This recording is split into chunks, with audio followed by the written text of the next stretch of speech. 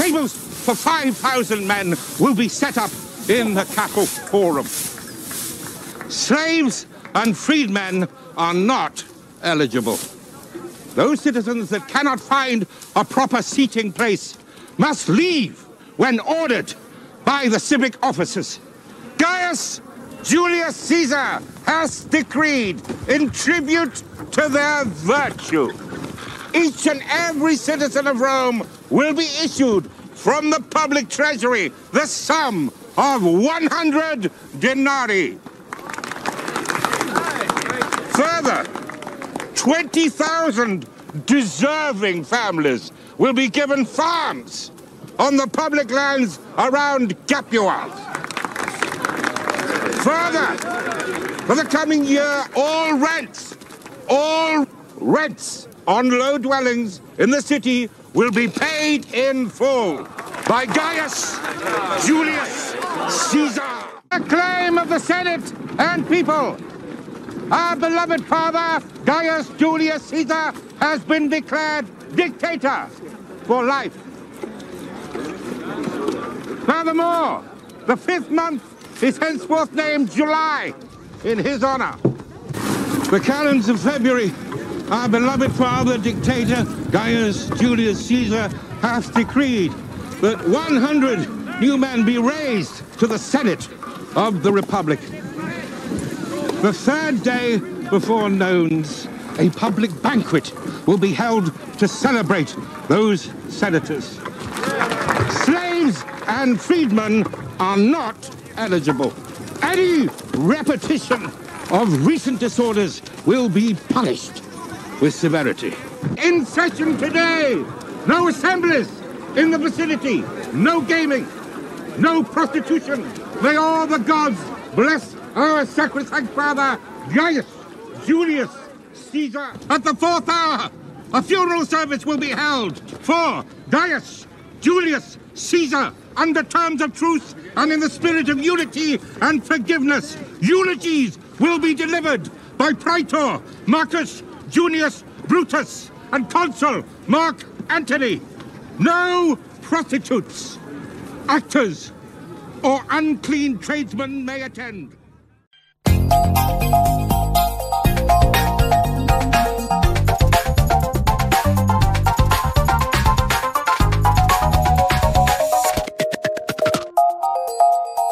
Zināmais nezināmajā. Esiet sveicināti, skanēt sāk raidījumu Zināmais nezināmajā, un ar jums turpmāko stundu kopā Sandra Kropa. Populisms kā retorika pastāvējusi visos laikos un visās tautās. Sabiedrībai pievilcīga viedokļu paušana, saldi solījumi, demagoģija, to visu savulaik piedzīvoja arī antīkajā pasaulē. Kopīgo un atšķirīgo politiskajā retorikā meklēsim raidījumu 2. daļā, kad pie mums viesosies vēsturnieks Harijs Tumans. Līdz tam kopā ar politologu izsakosim populismu piemēriem tepat mūsdienu Latvijā, bet vispirms par Grieķijas demokrātijas tradīcijām mūsdienu izpildījumā.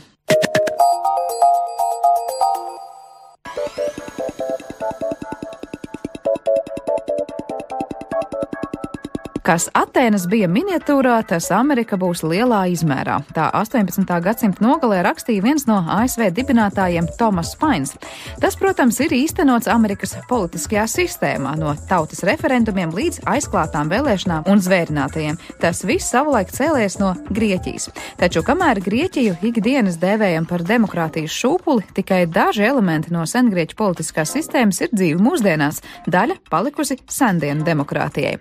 Ko pārņemot senās demokrātijas tradīcijas esam pārņēmuši un ko atstājuši pagātnē, izrādās daudzas neparastas demokrātijas prakses, piemēram, kliekšanu un roku celšanu vēlēšanās, izraidīšanu, ja to paredz tautas vēlēšanu rezultāti, un vēl citas mūsdienās neierastas prakses.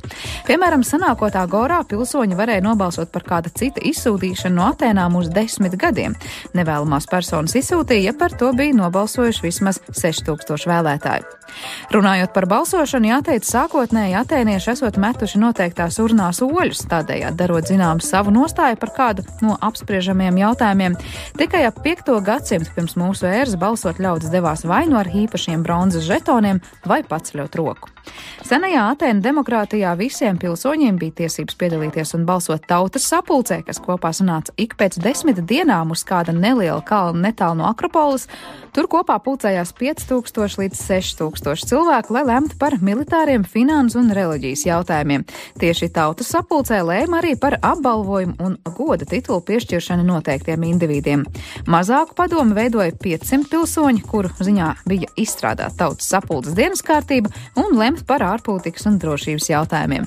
Vairāk par to, kā sengrieķu demokrātija mainījusies, mūsdienās varat lasīt National Geographic.com interneta vietnē, bet par to, cik ļoti izplatīta parādība senajā pasaulē bija populisms, saruna raidījuma turpinājumā.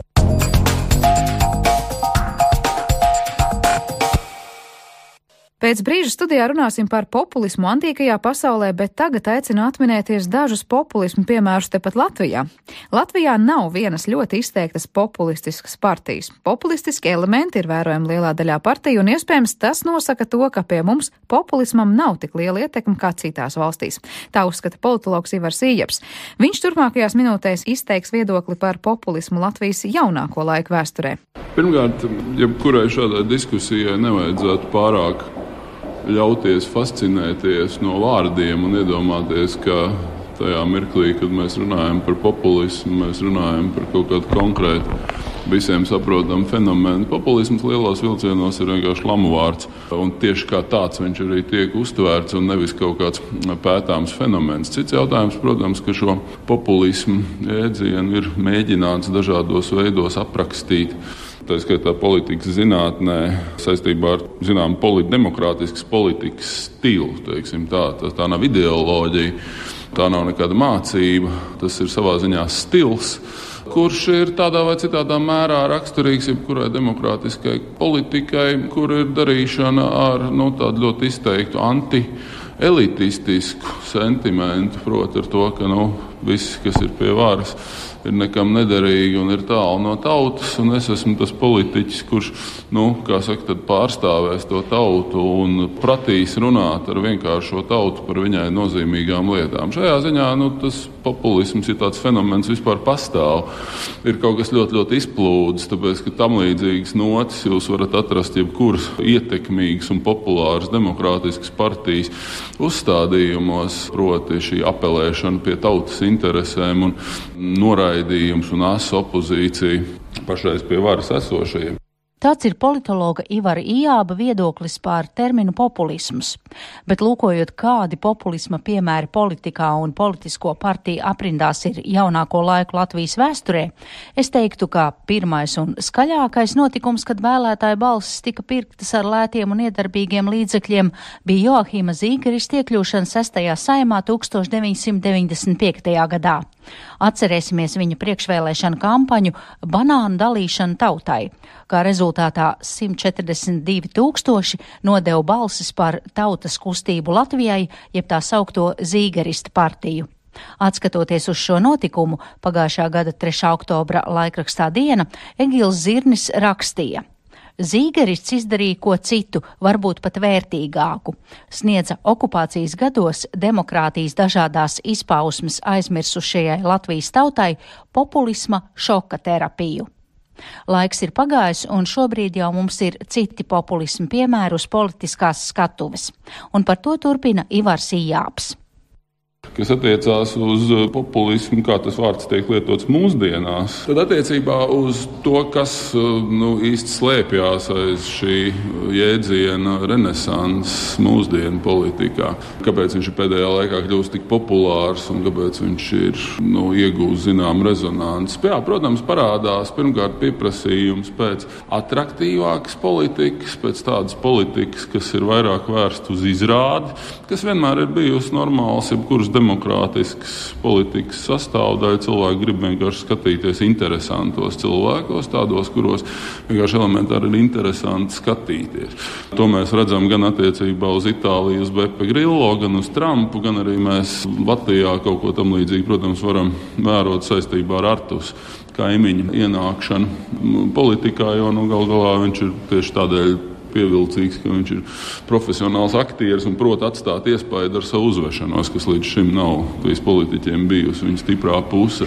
Mans sarunu biedrs bilst, ka ja visi ir populisti, kā tas Latvijā tagad ir redzams visai bieži, tad uz viņu fona parādīties kādam lielākam populistam ir diezgan grūti.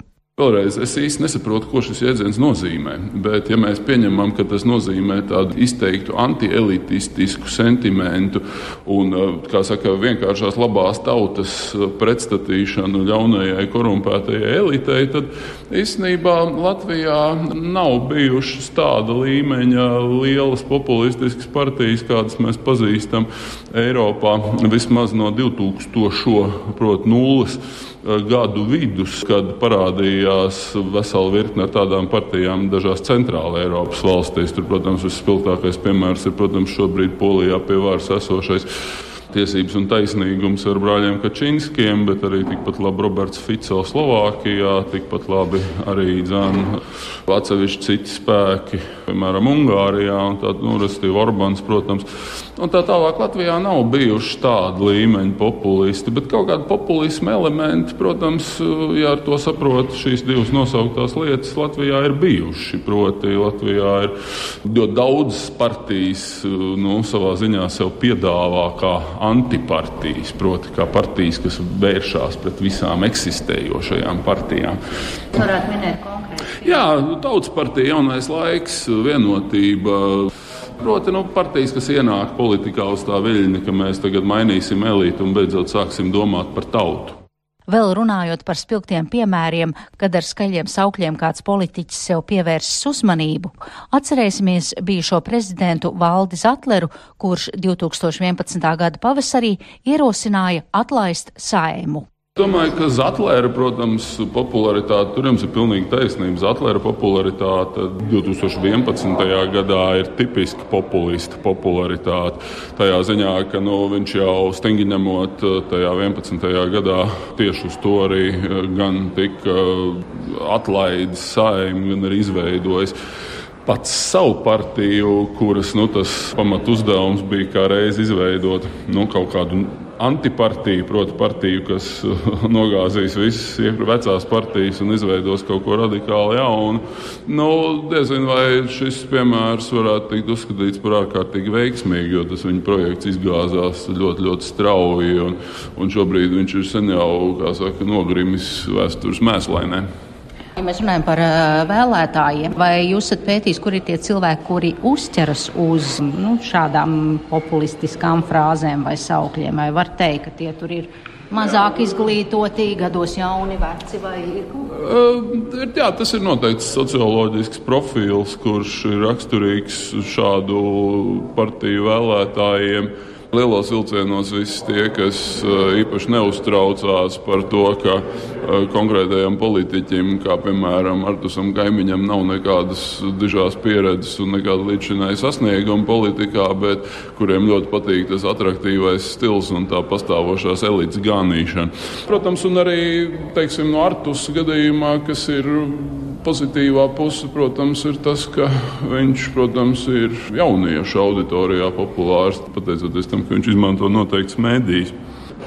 Jā, tajā ziņā neteiksim, ka viņš ir ārkārtīgi konsolidēts, bet tas ir noteikts elektorāts. Tie ir lielākoties cilvēki, kuri ir zaudējuši no globalizācijas un no tām Latvijas sabiedrības transformācijām, kuras mēs piedzīvojam kaut kādu pēdējo 10-15 gadu laikā. Šī, atvērtība pasaulē, globālie tirgi, konkurence, konkurētspēja un tā tālāk. Tie ir ļaudis, kas ļoti bieži gribētu drīzāk dzīvot kaut kādā tādā sociālistiski paternāliskā sabiedrībā, kurā neviens īpaši neizceltos, bet kur visiem valsts nodrošinātu kaut kādu viņu vajadzību minimumu.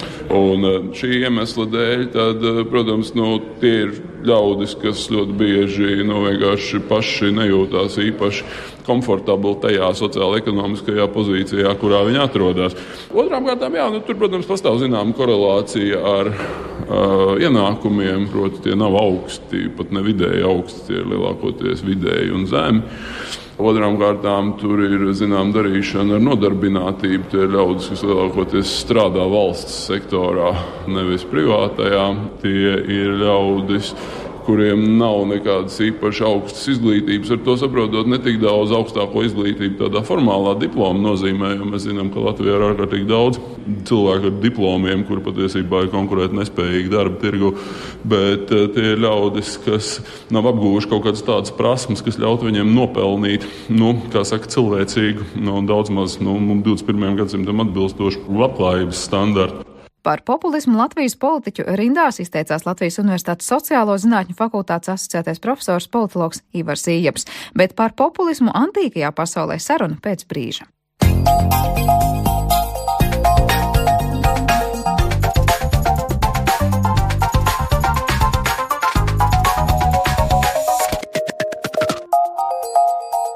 Zināmais nezināmajā. Nesen raidījumā Zināmais nezināmajā stāstījām par vēstures cikliskumu, un ja reiz ir kas tāds, ko pazīstam mūsdienās un ar ko cilvēces saskārās jau sendienās, tad tas ir populisms politiskajā retorikā. Kuri bija populisti senajā Grieķijā un Romā un kā populismu uztvēra tā laika sabiedrība, to šodien vaicāsim mūsu sarunas biedram Latvijas Universitātes vēstures un filozofijas fakultātes profesoram, vēsturniekam Harijam Tumanam. Sveiki! Labdien! Tātad kārtējais jēdziens, par kuru mums ir aktuāli runāt mūsdienās un par kuru noteikti mēs varam atrast daudz ko interesantu, par ko pastāstīt no senās pasaules vēstures. Varbūt vispirms par to pašu populismu bieži piesaukt to jēdzienu, cik dažādi un cik ļoti varbūt pat atšķirīgi tas tiek definēts, saprasts, interpretēts. Jā, redziet, es nesen kaut kādā intervijā biju izteicies, ka populisms varbūt arī labs, un pēc tam man bija tik daudz jautājumu, cilvēki bija ļoti izbrīnījušies, vai tad tas varbūt arī kaut kas labs, un līdz ar to saprāt, ka noteikti par to ir vērts runāt. Protams, tas jau uzreiz uzrāda to, ka pie mums šodien, ne tikai Latvijā, bet vispār, pie mums tas ir īpaši aktuāli, pie mums populisms tiek saprast, ka kaut kāds lamu vārds, tas kaut kāds briesmīgs, slikts, negatīvs, un vairāk vai mazāk tad, tas valdošais priekšstats par populismu ir tas, ka tā ir tāda demagogiska politika vai retorika, vispirms tā ir politiska retorika, kur tās runātais uzdodas par tautas labu kalpu, par tautas interešu aizstāvi un pārstāvi. Un līdz ar to viņš ir kā spēlē ar tautas cerībām, gaidām un vēlmēm. Tātad populisms tas, kas spēlē ar šiem lietām, bet īstenībā aiz tā visa stāv politiku sautīgi nolūki, sautīgi mērķi, tāda veida viņi grib tikai gūt popularitāti, atkal vēlētāju balsis un kaut kādu savu labumu. Tātad tā ir tāda destruktīva retorika un politika, kuras mērķi ir sautīgi un kas varbūt, arī kaut ko realizē no tā, ko viņi grib, tad tas, protams, valstī iesīt kaut kādu robu, tas ir tās valdošais priekšstats pie mums. Bet vispār tas pie mums tas valdošais priekšstats, es saprotu. Vispār šodien tas ir ne tikai pie mums, bet pie mums tas ir īpaši, Bet vispār vajag atgādināt to būtību, Tas pats vārds ir no latiņu vārda populus, tātad tauta, Tātad, un ar populismu ar to jāsaprot, un sacīt, ir tādi definējumi arī politologu grāmatās, esmu atradis, tur dažāds definējums, tad lūk arī tāds, ka populisms ir tāda politiska retorika vai politika, kas apelē pie tautas interesēm un vajadzībām, un ar tādu vēl piebildi iepreti elītes interesēm, Tad obligāti tas būs kaut kāds pretnostatīts. Tieši tā, tātad, tur tā lieta, ka šeit mēs reiz redzam opozīciju, kādēļ tas populisms sliks, ka viņš uzrunā tautu, viņš it kā arī spēlē ar tautas vajadzībām un interesēm, bet tas ir virzīts uz to, lai šīs intereses apmierinātu. Tā kā principā tad būtu politika par labu tautai, pavisam vienkāršot, mēs par to runājām, Tātad paņemsim neitrāli, bez šitiem te negācijām, Un tagad mēs varam uzdot jautājumu, kas ir vispār politikas būtība un politikas mērķis demokratiskajā valstī? Piemēram, kā to atbildēt? Man tieši bija jau vispār tāds jautājums padomā, kā nošķirt, piemēram, ja tiešām ir kāds, varbūt naivi jautājums, ka cilvēks, kuram tiešām rūp tautas labklājība un viss pārējais, ka viņš tiešām nāk ar to labo ideju par to, ka vēlas, celt tautas labklājību un valsts labklājību. Bet, vai tas vispār ir savietojums? Bet kā tu teiksi, jebkuras politikas mērķis un uzdevums? Kā vispār mēs sapratam vienkārši politikas uzdevumu un valsts darbības uzdevumu? Kāds ir mērķis valsts darbībai? varētu būt tā, ka nodrošināt, lai vispār funkcionē un daudz maz labklājībā funkcionē valsts un tās iedzīvotāji. Valstis ir tauta, vai ne? Jā. Tātad, ar to, tas ir. Mēs nonākam atkal pie tautas. Politikas mērķis ir tautas labklājība. Pēc tam labklājībā jāsaprot, nevis šauri kaut kādu materiālu labumu, bet vispārīgi nozīmē, ieskaitot drošību, aizsardzību, vispārējais, ja? Tātad tautas labklājība. Tad galu galā atcerēsimies, kā tulkojas vārds demokrātija. Ja, tautvaldība. Ja? Un kā mēs saucam mūsu deputātus, politikus, tautas kalpi. Saprotiet, līdz ar to, ja mēs tā atmetam tas viss ideoloģiskās konotācijas, tas un negācijas, tad stirgi ņemot, kā slikt, tad nav. Tad būtu vienkārši tāda populismas politika par labu tautai. Bet jebkurai demokratiskai politikai vajadzētu virzīties uz tautu. Ja? Un tautas interesēm, tautas labumu. Mēs valsts esam cilvēki, esam mēs, ja? Atcerieties to formulējumu. Ja? Lūk, tā rodas jautājums, kāpēc tad populisms mušot ir ar lama vārds, vai ne?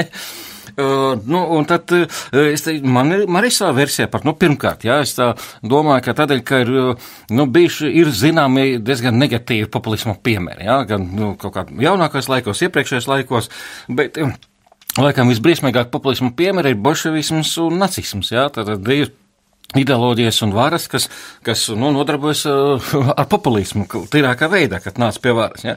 Tas ir viens iemesls. Otrs cēlonis, manuprāt, ir tas, ka mēs šodien vispār dzīvojam tādā laikmetā, kad neviens nevienam netic un neko vairs nopietni labi, pozitīvi vairs neuztver. Ja? Mēs esam visam ir skepse, ja? Tieši tā, mēs esam pieraduši šodien domāt, tas visur valdoši uzskats, ka politika ir netīra lieta, un ar politiku nodarbojas cilvēki, kuru mērķis ir gūt kaut kāds savs labums. Ja? Tātad, kā politika vispār ir kaut kāda interešu aizstāvēšana, kaut kāda labuma gūšana. Un tas nozīmē, ka a priori tur kaut kas slēpjas viltīgs, kaut kāda krāpšana, kaut kāda meli. Ja?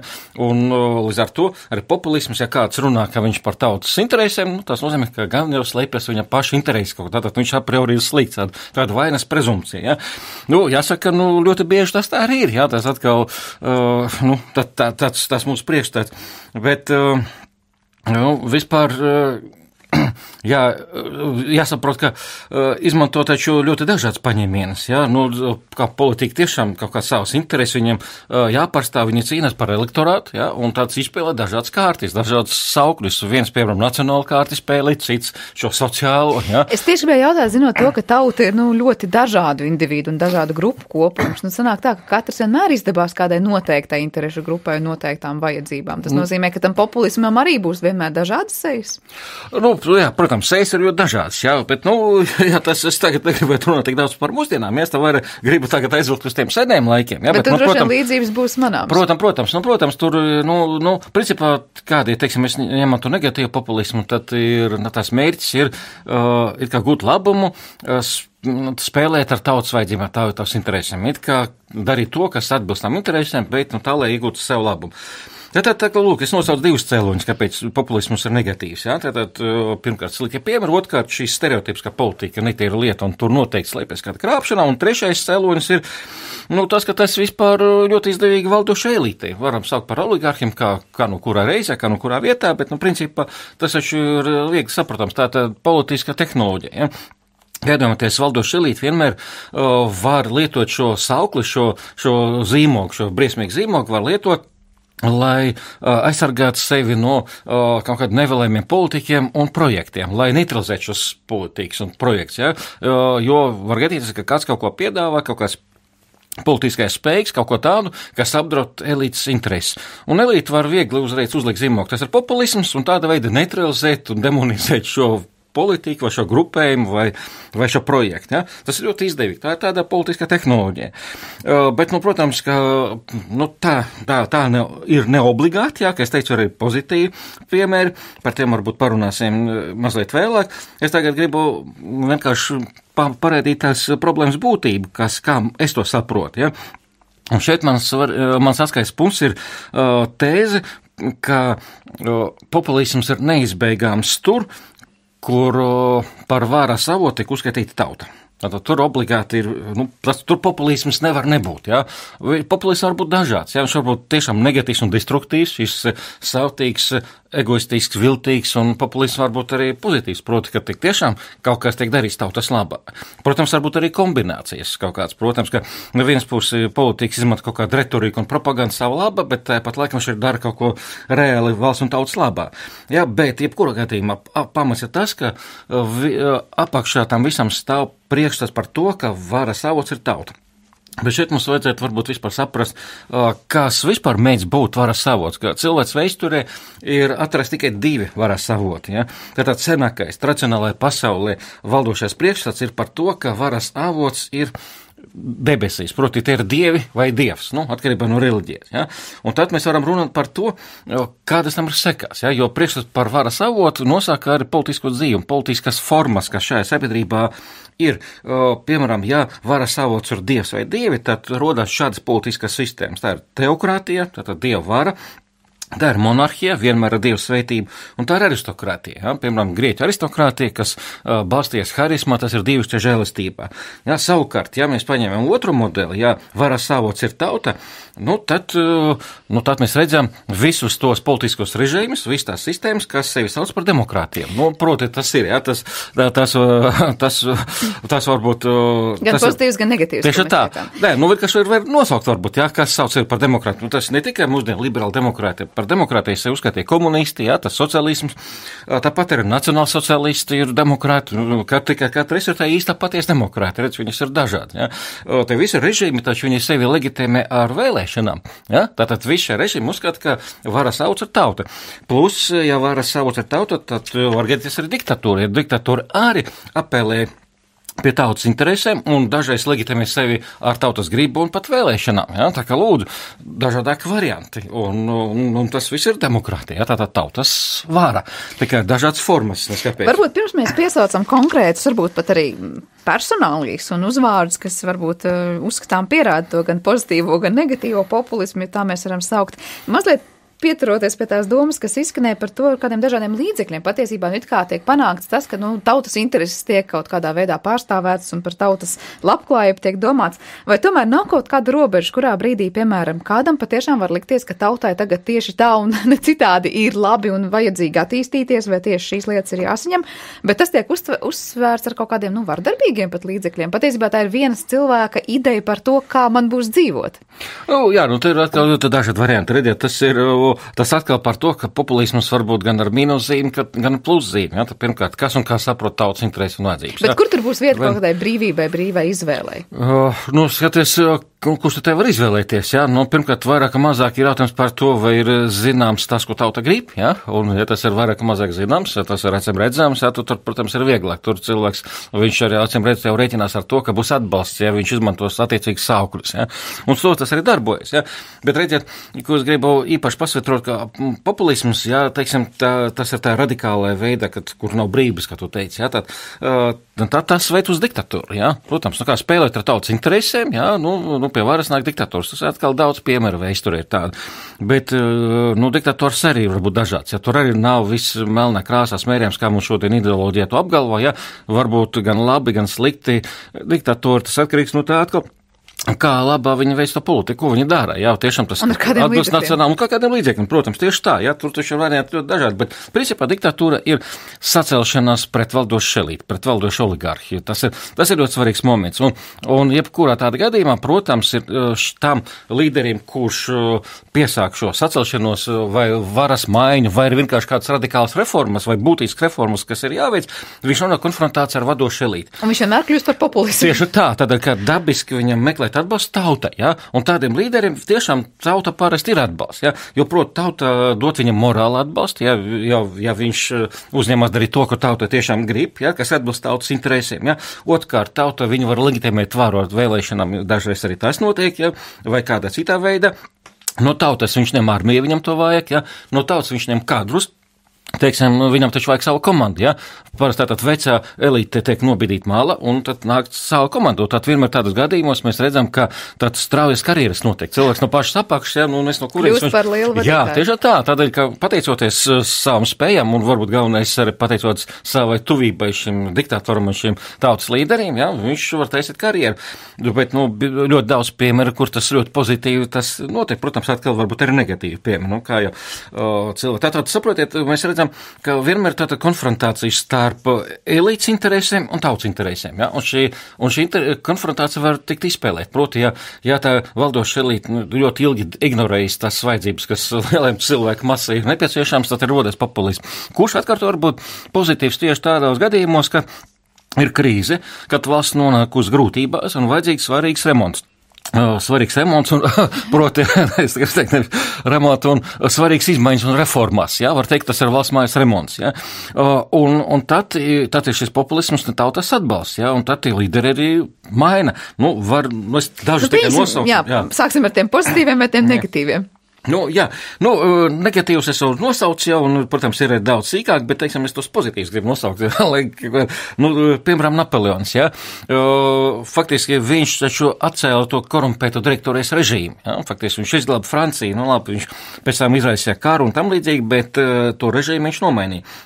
Roosevelts ar savu jaunu kursu, ja, viņš vilka ārā Ameriku no lielas depresijas, no smagas krīzes, un viņš nostājās pret oligarkiem, pret baņķieriem. Tur, atcerieties, bija konflikts, tā kā oligarki viņu pat parlāmē par komunistu, gan, protams, viņš nebija nekāds komunists, ja.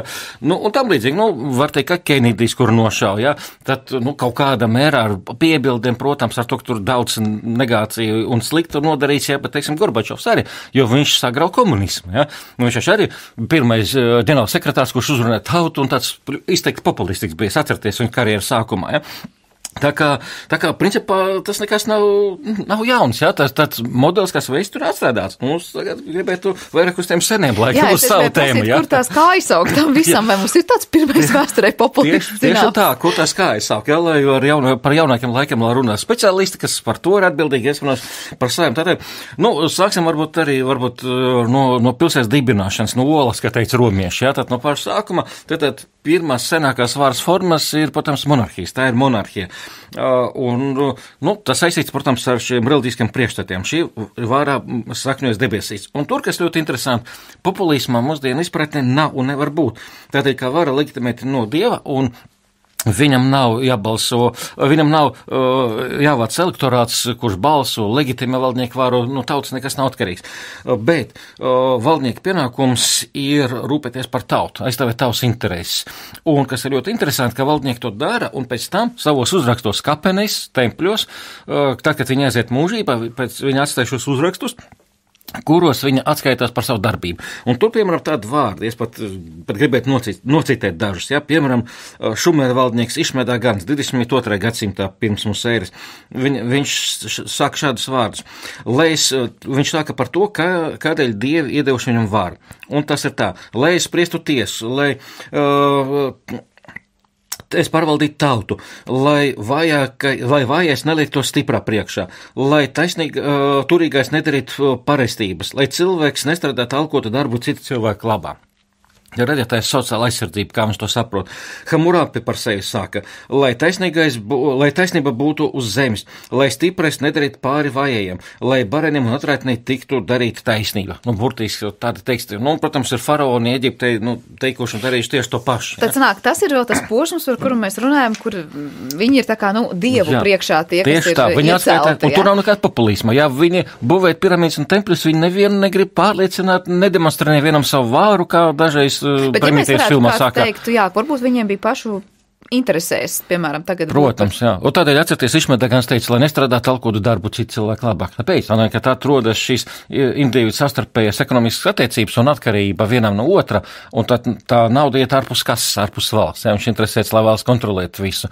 Un līdz ar to mums, protams, var sakot, šeit jāsaprot, ka senais laikos valdnieku vara tiek salīdzināta ar gana varu. Ja? Tas šumeriem bija pat tāds vārds ganīšana, ja? Kas nozīmē valdīšana mūsu izpratnē. Tātad valdnieks ir gans, sacītu valdnieku simbols ir sceptris, ja? Tas ir spieķis, ganas spieķis, tāpat kā biskapiem vēlāk, ja?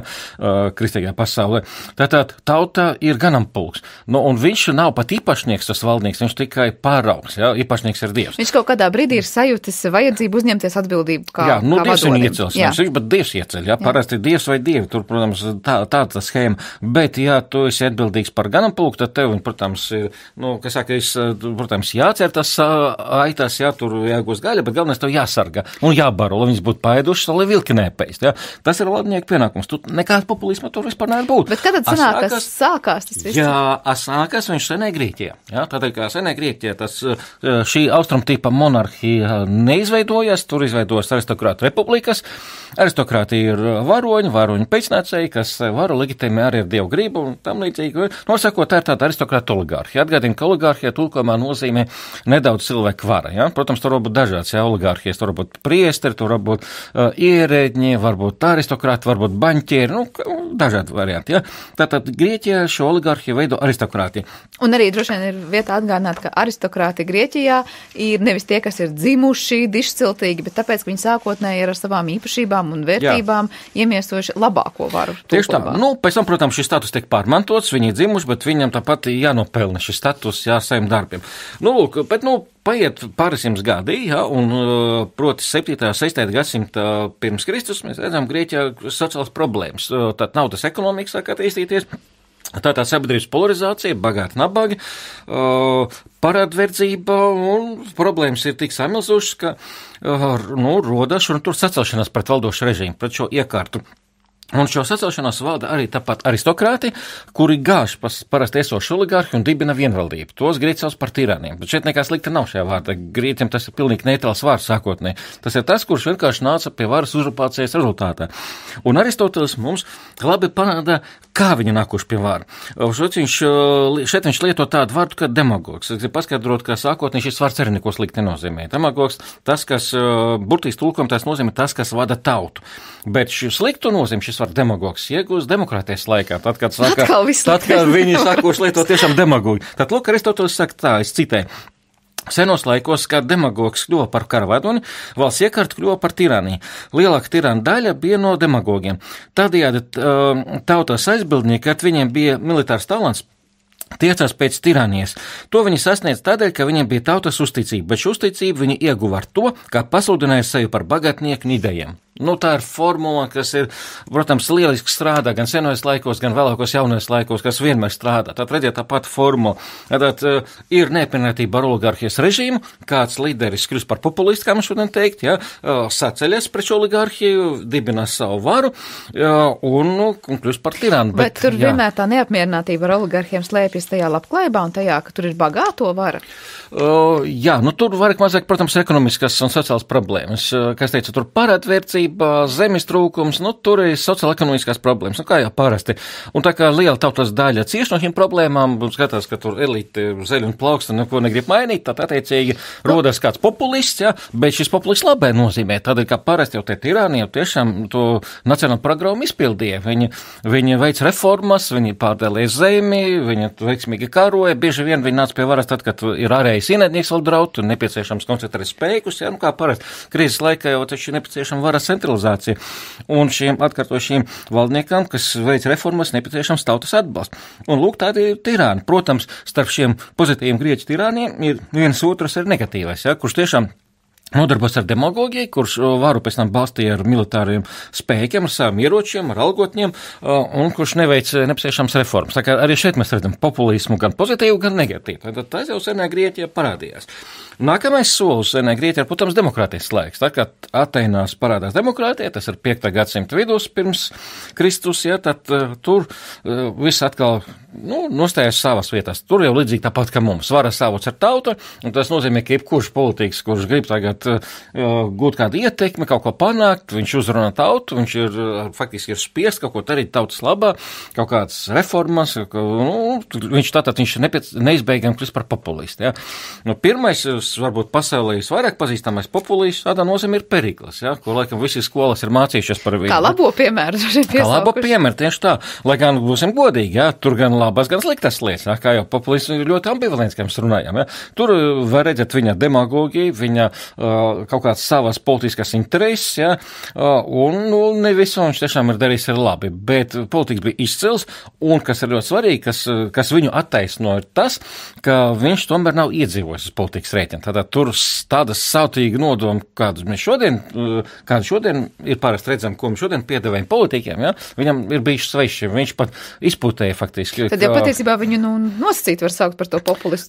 Tikai par cik viņš, tāda nozīmē, ka viņš uzruna tautu un atkal veids tāda retoriku un politika, kas atbilst tautas interesam. Protams, trūcīgai tautas daļai viņš daudz ko deva. Viņš ievieš algas, piemēram, par amatu ieņemšanu. Un ar to faktiski arī sākās demokrātija, jo līdz šim, kamēr algas nebija, tad, protams, ar politiku varēja nodarboties tie, kuriem bija ienākumi, jā, kuri varēja paši savu līdzekļus tērēt, jā, kuriem nebija, var sakot, padarīja iespējams. Tieši tā, un kopš parādās algas, tad tagad jebkurš cilvēks, jebkurš neatkarīgi no viņa ienākumiem, viņš varēja nodarboties ar politiku, ieņemt amats, jā, to arī sākās īstā demokrātija. Bet mums pamazām noslēdzot sarunu, vēl mēs neesam pieskārušies tādam lielam jautājumu lokam par Romu, vai tas, kas notika senajā Romā, atšķirībā no senās Grieķijas, bija kardināli atšķirīgs, runājot par populismu? Principā ir tas pats, jā, jo redziet, jau, teiksim, pabeigšu par Grieķiju, ka, ja Perikls tiešām mēs pamatā viņš arī ir populists ar šī vārda labai nozīmē, ar laba, būt tādēļ, ka viņš daudz ko ir darījis valsts labā un padarījis Atēnas varēnas, jā, tad pēc viņa jau nākoši klājā, jo tie ir pavisam citi populisti, jā, par kuriem raksta komēdijas, par kuriem nirgājas, kurus kritizēja. Tur parasti jau biznesmeņi, ko lielu uzņēmumu īpašnieki, tur, piemēram, lampu ražotais Hiperbos, kaut kāds desinieks, Kleons un tam līdzīgi, un tur jau bija viss, kā jau mēs esam pieraduši šodien, jā, populisms kā demagoģiski līdzekļi, kā paņemiens, kā tik pie vāras, gūt popularitāti, nostiprināties un nozakt. Tieši tā, un vienkārši nozakt un pazust. Un lūk, par viņam saka Aristoteles. Viņi ir vainīgi pie tā, ka valda tautas sapulces lēmums, nevis likums, jo demagogi visas lietas nodot sapulcei. Tā demagogi kļūst vareni, jo tauta valda par visam lietām, bet par tautas viedokli valda viņi. Jo tauta paklaus viņam. Tā kā viņš arī pasaka, kas ir reāla demokrātija, ir demagoga reāla vara. Tieši tā. Ar demagogi te praši populisti ir zīme mīnus. Tagad, kas notiek Romā?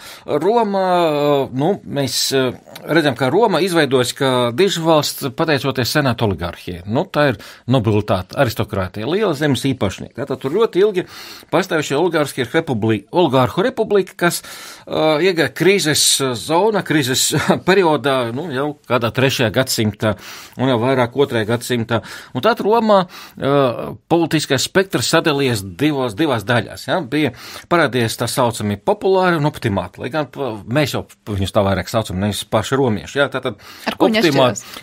Jā, optimāti no vārda optimis labākais, jā, tie ir tie, kas uzskatīja, ka vara jāpiedara senātam. Tātad šeit oligārhija, jā, kas koncentrē ekonomisku, politisku varu. Populāri bija tie, kas orientējas uz tautu, atkal tas pats populus, jā, un uzskatīja, ka varas centram jāparvietojas no senāta uz tautas sapulces. Un te bija tiešām tie politiķi demagogi, gan pozitīva, gan negatīva nozīmē, kuri visus savus lēmumus projektus bīdēts ar tautu. Un tādējādi it kā nobīdot senāta mala. Un starp viņam notika ļoti asas cīņas. Un, jāsaka, pirmās asas cīņas pat Rasinīnu satricināja Romu 133. gadā pirms mūsu ēras, un arī pēc tam 123. gadā, te ir tā saucamie brāļi Graki, kuri veica zemes reformu un dalīja maizi tautai. Un viņi bija pirmie klasiskie populisti, tādēļ, ka viņi ignorēja senātu un citas amatpersonas, viņi uzrunāja patieši tautā sapulcē, guva popularitāti ar savu retoriku un guva tautas atbalstu savām reformām. Tātad viņa ideja bija pārdalīt zemi, proti noteikt zemes maksimumu, cik var būt vienās rokās, tas ir sacīts sena romiešu tradīcija, un pārējais zemi nacionalizēt un izdalīt tautai, jo tauta bija izputējusi. Tas ir atkal, tātad, kad ir ļoti maz oligarhija, maz oligarhijas slānis un ļoti nabadzīga, trūcīga tauta, tad tas vienmēr valstī rada problēmas. Un šeit viņi mēģina atjaunot vidusslāni.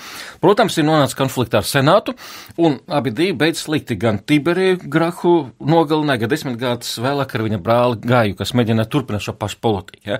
Un viņu piemērs parāda, ka populisms var būt uzreiz gan pozitīvs, gan negatīvs. Abi divi viņi izmanto demagogisks paņēmienus, retoriku, lai pielabinātos tauta, bet tāpat laikā viņi tiešām risina šo nacionālu problēmu. Viņi arī kaut ko darīja tautas labā, bet viņam pārmēt pēc tam atkal senātori to, ka viņi izraisīja nemieras, ka viņi aktivizēja tautu, un tauta palika nevaldām, un tauta tagad pieprasīja savu tiesības.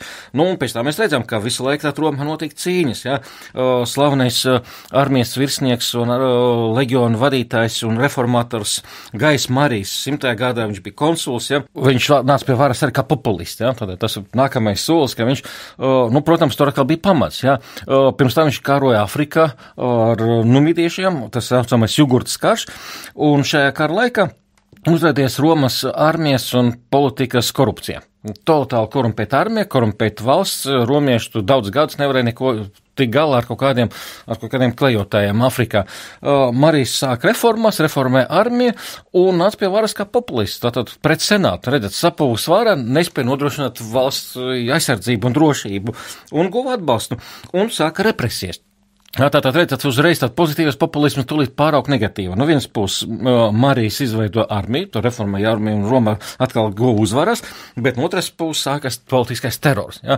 Pret Mariju pēc tam nostājas Sulla, dišciltīgs aristokrāts, kurš nāca pie varas un sāk represēt visus Marija piekritējus. Atkal terora vilnis, viņš Sulla jau bija optimāta puse, tad viņš pret populistiem. Tad saprotat, Romā iegāja pilsoņu karu laika, ka tagad optimāti un populāri viens otru apkāva. Bet nākotnē piederēja, protams, populistiem. Populists bija Gajs Julijs Cēzars pēc tam, Marks Krass un Pompejs. Slavenais triumvirāts 13. gadā pirms mūsu ēras, trīs vīri apvienojās, faktiski viņu rokās bija visi resursi, armija, ja, tautas atbalsts, visu, un viņi vienkārši senātu varu nobīdīja malā. Viņi Sullas reformas atkal atcēla, un pēc tam, protams, viņi nonāca konfrontācijā savu starpā. Beidzās tas viss ar Cēzaru un Pompeju kāru, ja, tad kā jūs atceraties, ja, 45. gadā. Sākumā var teikt tā, ka tie ideiskie varbūt motīvi bija vienojoši, pēc tam katrs savu intereses redzējums. Tur ir tā lieta, ka šeit atkal šeit nav ļoti viennozīmīgi tas viss, jā, jo no vienas puses, protams, jā, gan Cēzara, gan Krass, gan Pompejs, viņi izmantoja populistisku retoriku, bet īstenībā jau bija skaidrs, ka šie trīs vīri vienkārši cīnās par varu, un bija tāds līdzsvars, ka neviens nebija pārāks par citiem. Pēc tam, kad Marks Krass gāja bojā kara austrumos, palika šie divi Pompejs un Cēzars. Pompejs pārgāja senāta pusē un atkal tas izvērstās par cīņu starp oligārhiem un populistu Cēzaru un tautu. Ja? Cēzars, kā zināms, uzvarēja. Populists, bet reāli viņš pēc tam veica ļoti būtiskas reformas. Viņš pārtrauca pilsoņu karus un viņš cēla Romas valsts augšā. Viņš pirmā sāk integrēt provincijas vienotā valsts organismā, samazināja nodokļu. Tur daudzas reformas, tas ir Cēzara Jūlija kalendārs, jā, tas arī kalendāra reformu viņš veica un daudzas lietas tikai maz ko paspēja līdz galam realizēt, tad, ka, ziniet, viņi nogalināja oligārhiju. Tie paši senatori, kuri baidies par savu vāru, redziet, kā tas darbojas, jā. Populisms tādēļ ir negatīvs, ka tas apdurut oligārhu vāru, jā, visvairāk tur ir tā problēma. Protams, ne tikai, jā, bet nākamais, atkal pilsoņu karš, rezultāti pie varas nāk Oktavians, kurš kļūst par Augustu un dibina impēriju. Ja, un pats galvenais pretinieks viņam, protams, ir oligārhija. Tā laikā jau opozīcija bija lielā mērā jau apkauta vai emigrēja, un tad Augusts dabūja paklausīgu senātu un veids reformas, kas padarīja Romas impēriju ziedošanu plaukstošu, kā arī beidzās attīstījās ekonomika, attīstījās kultūra, un sāks šī fantastiskā, skaista, greznā vaira Romas impērija. Ja, tātad Augusts ir populists. Populisms. Tas ir populists, tas ir populisms, protams, jā. jā. Pie tām sacīt Augusts arī, viņš arī par tikumu atjaunošanu uzstājās, atjaunot ģimenes tradīcijas. Viņš pieņem likumus, starp citu, par laulību pārkāpšanu, kas smagi tiek sodīts, par veicināja bērnu dzimšanu, ja. Tātad, protams, bija bonusi tiem, kas valsts dienestā, jā, kam ir bērni un ģimenes, jā. Tagad, un pats staigāja vienkāršās drēbēs, gan viņš bija šķīries un precējies un precējies. Neievēroja visus savus likumus. Jā, bet pēc tam viņš beigās ar Līviju bija laimīgs un dzīvoja vienkārši likumisku dzīvi un staigāja tais drēbēs, ko viņam ar savām rokām taisīja sieva un dzīvoja tādā diezgan pieticīgā mājā, demonstrējot visiem, kāds viņš ir īstais romietis. Tas ir populisms, bet tas ir ar zīmi plus, tādēļ, ka valsti viņš izglābā no posta, no kāra, no sagrāves, ja, viņš valsts atjaunoja. Un tādi populisti vēsturē daudz, tie lielākie reformātori un valdnieki, ko mēs pēc tam pazīstam citos gadsimtos ar pavisam citu slavu. Mums saruna ir jābeidz un liekas, ka tiešām neko nevaram vērtēt vienkārši balts melns kategorijās. Arī uzlūkojot šo parādību kā populisms, patiesībā jāizsako vienkārši līdz kurā brīdī, kurā gadsimtā, kurā laikā mēs tam esam pielikuši kādu varbūt citu seju. Jā. Liels paldies par šo sarunu. Latvijas Universitātes vēstures un filozofijas fakultātes profesors vēsturnieks Harijs Tumanis šodien viesojās pie mums raidījuma Zināmais nezināmajā studijā. Šo raidījumu producēja Paula Gulbinska, Ģirds Bišs parūpējās par mūziku, ar jums kopā studijā bija Sandra Kropa. Mēs tiekamies jau pavisam drīz, lai jums veiksmīga diena.